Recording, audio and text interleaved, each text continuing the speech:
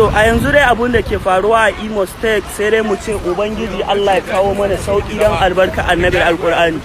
Inda muke kasuwancin mu gaba ɗaya duk inda wani bahaushe yake wallahi tallahi sun je sun banka mai wuta. Gaba ɗaya sun je sun banka ma duk inda wani bahaushe yake wuta. Ba a magana suturan mu, dukiyan mu, kayan mu da komai.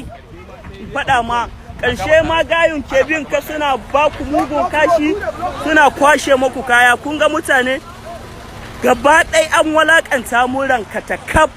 To don haka mun bari ga Allah, tunda dai mun san cewa manyan mu ba su isa su ɗaukan mana mataki ba. Sannan duk wanda ya gani don Allah ya tura gaba, don Allah duk wanda ya gani don Allah ya tura gaba. A san cewa mu manyan mu ba su ɓanwana mana komai ba, wallahi ga Allah muka dogara, ba ga wasu 'yan iska ba. Kuma Allah ka isan